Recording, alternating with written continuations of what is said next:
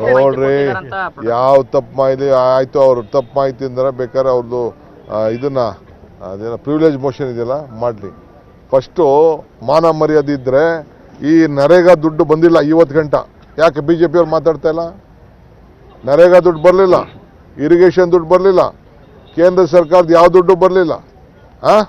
Irrigation ಏನು ಕೊಡಬೇಕಾಯ್ತೋ, ಏನು ಬಜೆಟಲ್ಲಿ pass ಆಗಿತ್ತು ಅದು ಬರಲಿಲ್ಲ. ಮಾನ ಮರ್ಯಾದೆ ಇತ್ತು ಉತ್ತರ ಹೇಳಿ. ಈ ನರೇಗಾ ದುಡ್ಡು ಇನ್ನೂ ಇವತ್ತವರೆಗೂ ಬಂದಿಲ್ಲ. ಜಲ್ ಜೀವನ್ ಮಿಷನ್ ದುಡ್ಡು ಬಂದಿಲ್ಲ. ನಾವು ಗೃಹಲಕ್ಷ್ಮಿ ಕೊಟ್ಟಿರೋರು, ನಾವು ಗೃಹ ಜ್ಯೋತಿ ಕೊಟ್ಟಿರೋರು, ನಾವು ಕೊಡ್ತೀವಿ. ನಾವು ಈಗೆಲ್ಲ ನಮಗೆ GSTಯಿಂದ 15,000 ಕೋಟಿ ರೂಪಾಯಿ ನಮ್ಗೆ ಲಾಸ್ ಆಯಿತು. ಇನ್ನು ಕೇಂದ್ರ ಸರ್ಕಾರ 1 ರೂಪಾಯಿ ಕೊಟ್ಟಿಲ್ಲ. ಏನು ಗೃಹಲಕ್ಷ್ಮಿ ದುಡ್ಡು ಏನು ಇವು ಲಕ್ಷ್ಮೀ ಹೆಬ್ಬಾಳ್ಕರ್ ಏನು ತಿನ್ಬಿಟ್ಟವಳ ದುಡ್ಡನ್ನ? ಆ ದುಡ್ಡು ಬರ್ತಾ ಇದೆ, ದುಡ್ಡನ್ನ ಟ್ರಾನ್ಸ್ಫರ್ ಮಾಡ್ತಿದೆ. ಎಷ್ಟೋ ಕೆಲವು ಸಂದರ್ಭದಲ್ಲಿ ಈಗ ಒಂದೇ ಸತಿ ಕೊಟ್ಬಿಟ್ರಪ್ಪ ಬೇರೆ ಸ್ಟೇಟಲ್ಲಿ, 1 ವರ್ಷದ ಎಲ್ಲ ದುಡ್ಡು ಒಂದೇ ಸತಿ ಕೊಟ್ಬಿಟ್ರು. ಹಂಗೆ ನಾವು ನೋಡ್ತೀವಿ ಅದು ಏನಾಗಿದೆ ಅಂತ ನಾವು ನೋಡ್ತೀವಿ. ಎಲ್ಲ ಮುಚ್ಚು ಮರ ಇಲ್ಲ. ಒಂದೊಂದು ತಿಂಗಳು ದುಡ್ಡು ಕಲೆಕ್ಷನ್ ಆಗಬೇಕಲ್ಲ ಬ್ಯಾಂಕ್ ಅಕೌಂಟ್ಗೆ. ಈಗ ನಾನು ಕಾಂಗ್ರೆಸ್ ಸಭೆಯಲ್ಲಿ ಸಂಬಳನ ಕೆಲವು ಟೈಮಲ್ಲಿ 1 ತಿಂಗಳು ಲೇಟಾಗಿ ಕೊಟ್ಬಿಡ್ತೀನಿ. ಈಗ ನಿಮ್ಗೆ ಬರೋ ಬಿಲ್ಗಳು, ಈಗ ನಮ್ಮ ಕಾಂಟ್ರಾಕ್ಟ್ ಬಿಲ್ಗಳನ್ನೆಲ್ಲ 3 ವರ್ಷ ಆದರೂ ನಾವು ಕೊಟ್ಟಿಲ್ಲ. ಪಾಪ ಕೆಲಸ ಮಾಡಿಬಿಟ್ಟವ್ರೆ. 3 ವರ್ಷ ಆದರೂ ಕೊಟ್ಟಿಲ್ಲ. 1 ರೂಪಾಯಿಗೆ 9% ಕೊಡ್ತೀನಿ ನಾನು. 9% ಅಂದರೆ 10% ದುಡ್ಡು ಬಿಲ್ ಬಂದಾಗ. ಸೊ ಹಂಗೆ ಲೇಟ್ ಆಗ್ತದೆ. ಏನು ಮಾಡೋಕ್ಕಾಗ್ತದೆ?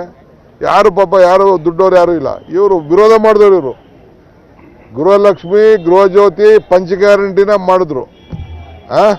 ಈ 5 ಬೆರಳು ಸೇರಿ ಕೈ ಮುಷ್ಟಿ ಗಟ್ಟಿ ಆಯಿತು. ಈ ಮುಷ್ಟಿ 5 ಗ್ಯಾರಂಟಿ ಸೇರಿ ಕೈ ಗಟ್ಟಿ ಆಯಿತು. ಅದಕ್ಕೆ ತಡ್ಕೊಳಕ್ಕಾಗ್ತಾ ಇಲ್ಲ.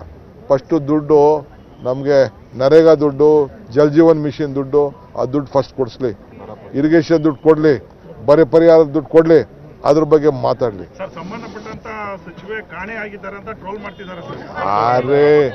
ರೀ ಇದೇ ಕ್ಷೇತ್ರದಲ್ಲಿ ಇರೋದವರು, ಇದೇ ಕ್ಷೇತ್ರದಲ್ಲಿ ಇರೋದು. ನೆನ್ನೆ ಎಲ್ಲ ನಾನು ನೋಡಿದ್ದೀನಪ್ಪ. ನಾನೇ ಉತ್ತರ ಕೊಡೋಣ ಅಂತ ದಾಖಲೆ ತರಿಸ್ಕೊಂಡೆ, ಅದ್ಯಾಕೋ ಎತ್ತಲಿಲ್ಲ. ಈಗ ಎತ್ತಲಿ ಉತ್ತರ ಕೊಡ್ತೀವಿ. ಈಗ ಇಲ್ಲೇ ಇದ್ರ ಅಂತೆಲ್ಲ ಕಣೆ ಹೋಗ್ಬಿಟ್ಟಿದ್ರ? ಪ್ರೊಟೆಸ್ಟ್ ಅಲ್ಲಿ ಇದ್ರ? ಪೊಲೀಸ್ ಸ್ಟೇಷನ್ ಕಂಪ್ಲೇಂಟ್ ಕೊಟ್ಬಿಡಕ್ಕೆ ಹೇಳಿ ಅವ್ರ ಮೇಲೆ. ನಿರ್ಭೀತ, ನಿಷ್ಪಕ್ಷಪಾತ, ವಿಶ್ವಾಸಾರ್ಹ ಸುದ್ದಿಗಳಿಗೆ ಮತ್ತೊಂದು ಹೆಸರಾಗಿರುವಂತ News18 ಕನ್ನಡ ಈಗ ಆಪ್ನಲ್ಲೂ ಲಭ್ಯವಿದೆ. ದಯವಿಟ್ಟು ಇಲ್ಲಿರುವಂತ QR ಕೋಡ್ ಸ್ಕ್ಯಾನ್ ಮಾಡಿಕೊಂಡು ಆಪ್ ಡೌನ್ಲೋಡ್ ಮಾಡೋದಕ್ಕೆ ಮರಿಬೇಡಿ. ನಿಮ್ಮ ಬೆಂಬಲ ಹೀಗೆ ಸದಾ ನಮ್ಮೊಂದಿಗಿರಲಿ. ಧನ್ಯವಾದ.